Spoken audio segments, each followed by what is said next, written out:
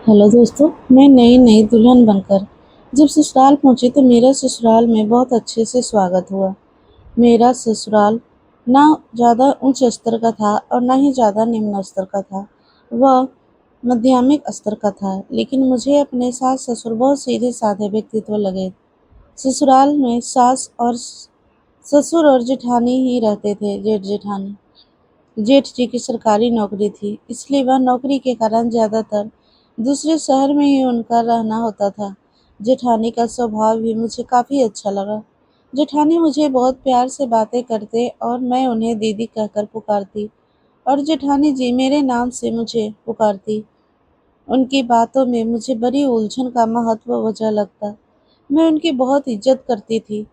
मैं जब ससुराल में शादी करके आई तो मेरी जेठानी ने ही मेरे सुहागरात के कमरे को बहुत अच्छे से सजाया था। यह देख करके मैं चौंक गई थी और मेरे चेहरे पर शर्माहट के साथ साथ एक हल्की मुस्कान भी आ गई थी और राजीव जी के चेहरे पर भी शर्म छलक रही थी। मैं सुहाग के सेज पर बनी दुल्हन बनी बैठी थी। तभी जेठानी जी राजीव जी के कमरे में आती हैं और छेड़ कर उन्हें कमरे की ओर धक्का देकर के कमरे का दरवाजा बंद कर देती हैं। मैं शर्म के मारे अपने नज़रों को नीचे करके बैठी थी। राजीव जी कमरे में आते हैं और बिस्तर पर बैठ जाते हैं। थोड़ी देर यूं ही वह मुझे निहारते हैं। इसके बाद कहते हैं, पुष्पा, तुम बहुत खूबसूरत हो। मैं तुम्हें आज की रात जी भर देखना चाहता हूँ। इनके इतने कहने भर से मैं शर्म के मारे लाल हो गई। उन्होंने अपने हाथों से सीधे धीरे धीरे करके मेरे घूंघट को हटा दिया और मुझे बिस्तर पर लिटा दिया। मैं शर्म के मारे अपनी आंखों को बंद किए थे। उन्होंने धीरे से कहा, पुष्पा, अपनी नज़र तो उठाओ। आज हमारी सुहाग रात है। क्या तुम मेरे साथ नहीं दोगी? मेरी धड़कन तेज थी। मैं कुछ कह नहीं पा रही थी। मेरे होठ फरफरा रहे थे, लेकिन जवाब बाहर नहीं आ रही थी। मैं कुछ बोल नहीं पा रही थी। मेरी नज़र अब भी बंद थी। उन्होंने मेरे ब्लाउज को एक एक बटन को खोलने लग गए। उनके हाथ लगाते ही मेरा पूरा बदन कांपने लग गया। मेरी धड़कनें तेज हो रही थी। वह मेरे सीने को सहला रहे थे। उन्होंने ब्लाउज को एक एक बटन को खोलकर अलग कर दिया। वह मेरे सीने को अपने हाथों में ले करके दबाने लग गए। मेरी सिसकारी निकलने लग गई। सुहाग रात के बारे में मैंने अपने सखियों से सुन रखा था, लेकिन आज तेरी सुहाग रात है और मैं अपने पति के साथ न ही साथ नहीं दे पा रही हूँ। मेरी धड़कन बस तेज हो रही थी। राजीव जी कह रहे थे, पुष्पा, तुम्हारे जिस्म को आज मैं पूरी रात प्यार करूंगा। तुम्हारे पूरे जिस्म को, एक एक अंग को मैं अपने अंदर संभालूंगा। वह धीरे धीरे करके पुष्पा को लहंगे को उतारने लगे। पुष्पा कसकर राजीव के हाथ को पकड़ लेती है। उसकी धड़कन अब भी तेज थी, लेकिन वह कुछ कह नहीं पाती है। उसके गाल शर्म से लाल हो जाते हैं। यह देखकर राजीव जी कहते हैं, यह देख राजीव, पुष्पा, आज हमारी सुहागरात है। इसमें घबराने वाली कौन सी बात है? तुम घबराओ नहीं, मैं तुम्हें आराम से प्यार करूंगा। यह कहकर पुष्पा के हाथों को अपने हाथों से हटाने लगते हैं और लहंगे को उतारने लगता है। राजीव जी पुष्पा के दोनों हाथों को ऊपर कर देते हैं और लहंगे को उतार देते हैं। पुष्पा का पूरा बदन देख राजू की उत्तेजना बढ़ जाती है और वह पूरे जिस्म को चूमने लगते हैं। राजू जी पुष्पा के होठों को कसकर चूमने लग जाते हैं। पुष्पा के बदन को पूरी रात राजू प्यार करता है। इसके बाद वह दोनों ही थक कर सो जाते हैं। सुबह जब पुष्पा की नींद खुलती है तो वह देखती है कि राजीव की गहरी नींद में यूं ही पड़े हुए हैं और वह उनके सामने बिना कपड़ों के ऐसे ही सोई है। उसके अंदर एक छुरी सी होती है। इसके बाद चादर को हटाकर वह बाथरूम की ओर चल देती है और जैसे ही मां नहाकर निकलती है तो उसकी नज़र राजीव जी पर पड़ती है, जिनकी नींद खुल गई थी और वह बिस्तर पर बैठे पुष्पा को ही ऊपर से नीचे निहार रहे थे। वह पुष्पा के गीले बालों को देखकर रुक नहीं पाते और पुष्पा के तौलियों को हटाकर फिर से उसके भीगे शरीर को चूमने लग जाते हैं। पुष्पा हटाने की कोशिश करती है कि सुबह हो गई। बाहर दीदी को आवाज़ आएगी तो क्या सोचेंगी। वह धीरे धीरे करके राजीव जी को खुद के शरीर से अलग करती है। पुष्पा बाहर निकलने के लिए साड़ी पहनती है, जिसे राजीव उसे वहीं बैठकर देख रहा होता है। पुष्पा तैयार होकर कमरे से बाहर निकलती है। उसकी नज़र जेठानी जी पर पड़ती है तो दरवाजे के बाहर ही खड़ी थी। यह देख पुष्पा चौंक जाती है और कहती है, दीदी आप यहाँ? उसकी जेठानी कहती है, अरे पुष्पा, मैं तो अभी अभी आई हूँ। तुम दोनों से पूछने की चाय ला दूँ, क्योंकि मैं ससुर जी के लिए चाय दे दी हूँ। मुझे लगा तुम दोनों तो आज लेट ही उठोगे। और आंख दबाकर वह हंसने लग जाती हैं। इस पर पुष्पा शर्मा जाती है और कहती है, नहीं दीदी, ऐसी कोई बात नहीं है।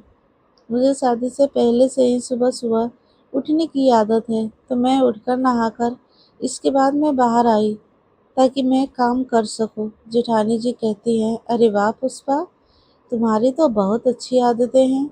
मैं तो शादी से पहले लेट से उठा करती थी, लेकिन शादी के बाद अब मैं जल्दी उठ जाया करती हूँ।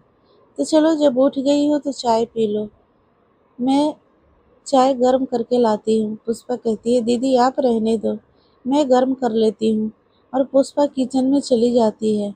उसकी जेठानी अपने देवर राजीव के पास आती है और कहती है, क्यों देवर जी, पूरी रात कैसे गुजरी?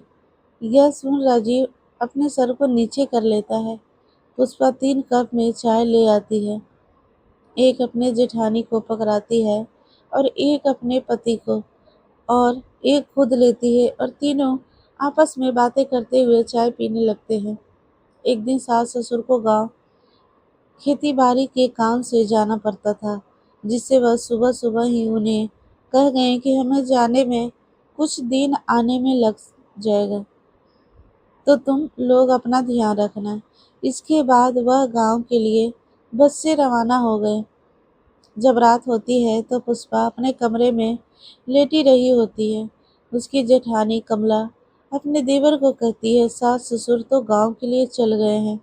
आज रात जब पुष्पा सो जाए तो तुम मेरे कमरे में आ जाना।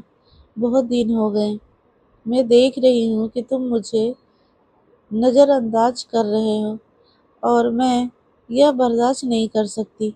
वह गुस्से में राजू को कहती है। राजू सह जाता है और वह अपने कमरे में आता है। पुष्पा राजू को देखकर कहती है, क्या हुआ, आप थोड़े उदास लग रहे हो? राजीव कहता है, ऐसी नहीं, ऐसी कोई बात नहीं, मुझे नींद आ रही है। वह एक और मुंह फेर के सो जाता है। पुष्पा को कुछ अजीब सा लगता है। पुष्पा राजीव के करीब जाती है और उसके सर पर हाथ रखकर उसके बालों में उंगलियां फेरने लग जाती है। धीरे धीरे राजीव के सीने में हाथ लगाती है ताकि राजीव उत्तेजित हो जाए और उसे प्यार करे। लेकिन वह पुष्पा के हाथों को हटा देता है। यह देख पुष्पा को और भी अजीब लगता है। राजीव का यह हरकत देख पुष्पा कहती है, लगता है आप मुझसे नाराज हो, लेकिन क्यों? आप यह मुझे बताओगे नहीं तो मैं कैसे जानूंगी? राजीव कहता है, नहीं, मुझे आज नींद आ रही है। पुष्पा कहती है, लेकिन आप कुछ आज बदले बदले से लग रहे हो। राजीव कहता है कि नहीं, थोड़ी सर दर्द है। तो पुष्पा कहती है, बस इतनी सी बात है, मैं अभी मलहम लगा देती हूँ। पुष्पा उठती है और मलहम लेकर आती है, राजीव के सर पर लगाती है और राजीव को अच्छा लगता है। वह पुष्पा की ओर मुँह करता है और उसको गोद में सर रख लेता है। पुष्पा कहती है, मैं एक दिन भी आपके बिना प्यार के नहीं रह सकती। राजीव धीरे धीरे पुष्पा को अपनी बाहों में भर लेता है। राजीव भी पुष्पा को प्यार करना चाहता था, लेकिन कमला की नज़र हर वक्त राजीव और पुष्पा के कमरे की ओर रहती है। पुष्पा के कमरे को खिड़की खुली रहती है, जहाँ से कमला यह सब करते हुए उसे पूरी रात देखती है, कि यहाँ तक कि सुहाग रात में भी जो भी जिस्मानी संबंध बना, वह सब कुछ कमला देख रही थी। सुहाग रात में देवर राजीव जी को कमरे के अंदर करने से पहले ही कमला ने राजीव से कह दिया था कि कमरे की खिड़की खुली रहनी चाहिए। राजीव को मजबूरन कमरे की खिड़की खुली रखनी पड़ी थी और उसने पर्दा लगा दिया था ताकि पुष्पा को पता न चल सके। राजीव चाह कर भी कुछ न कर सकता था। राजीव ने पुष्पा को बाहों में भरकर उसकी साड़ी को पल्लू को हटा दिया और उसके सीनों को चूमने लग गया। पुष्पा का भरा हुआ सीना राजीव को मदहोश कर देता। वह उसके जिस्म को ऊपर से नीचे चूमता और उसे पूरी रात प्यार करता। कमला को लगता कि वह अब राजीव को प्यार न पा सकेगी, इसलिए वह गुस्से से तिलमिलाती जाती है। जब पुष्पा को प्यार का राजू सुला देता है तो कमरे का दरवाजा लगाकर कमला के पास चले जाते हैं। कमला कमला के कमरे में जैसे ही राजू आता है, कमला बेसब्री से राजू का इंतजार कर रही होती है। राजीव को देखते ही वह कहती है, आओ देवर जी, मैं अपना इंतजार कर रही थी। बहुत दिन हो गया, तुमने तो जिए भर के मुझे प्यार भी नहीं किए।